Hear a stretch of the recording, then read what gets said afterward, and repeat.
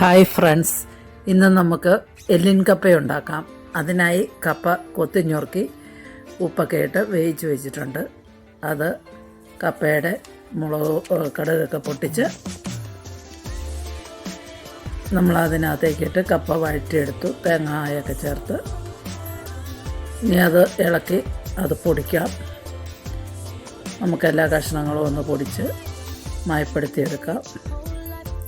അതിനകത്തേക്ക് ഇത് 2 പേർക്ക് കഴിക്കാനുള്ള കപ്പയാണുള്ളത്.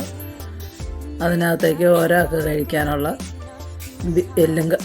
ബീഫ് ഇടുകയാണ്. അതും ഗ്രേവിയൊക്കെ ഇട്ട് കറി പോലെ വേവിച്ച് വെച്ചിരിക്കുന്നതാണ്. അത് രണ്ടും കൂടി നമ്മൾ മിക്സ് ചെയ്ത് ഇളക്കിയെടുക്കുക. നല്ലപോലെ ഇളക്കി യോജിപ്പിച്ചെടുക്കുക. ഇവിടെ നമ്മൾ ഇതിനായിട്ട് ഒരു 3 കിലോ കപ്പയും 2 കിലോ ബീഫും 1 കിലോ മുഴനെഞ്ചുമാണ് വാങ്ങിച്ചിരിക്കുന്നത്. കപ്പ സെപ്പറേറ്റ് ആയിട്ട് കൊത്തിഞ്ഞുറുക്കി ഉപ്പൊക്കെ ഇട്ട് നമ്മൾ വേവിച്ച് വേറെ പാത്രത്തിൽ മാറ്റി വെച്ചു. ബീഫ് അതുപോലെ 2 കിലോ ബീഫിനകത്തേക്ക് 1 കിലോ മുഴനെഞ്ചും കൂടി ഇട്ട് വേവിച്ച് ഗ്രേവിയെല്ലാം ചേർത്ത് കറി വെക്കുന്ന പോലെ തന്നെ സാധാ കറി വെക്കുന്ന പോലെ നമ്മൾ വേവിച്ച് അതും സെപ്പറേറ്റ് വെച്ചു.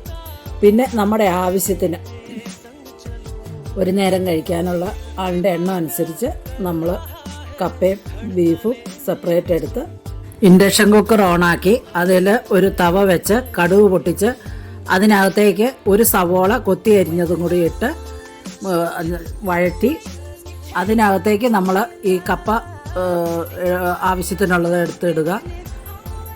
നല്ലപോലെ ഇളക്കി യോജിപ്പിക്കുക.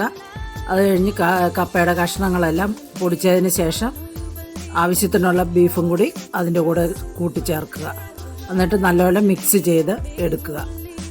പിന്നീട് മിച്ചം വരുന്ന കപ്പയും ബീഫും നമ്മൾ സെപ്പറേറ്റ് 2 പാത്രത്തിൽ ആളിൽ വെച്ചിരിക്കുന്നത്. അത് നമ്മൾ ഫ്രിഡ്ജിൽ സൂക്ഷിച്ചാൽ മതി. പിന്നീട് ആവശ്യാനുസരണം ഇതെടുത്ത് കടുക് പൊട്ടിച്ച് മിക്സ് ചെയ്ത് ഇതുപോലെ തന്നെ ഉപയോഗിക്കാം.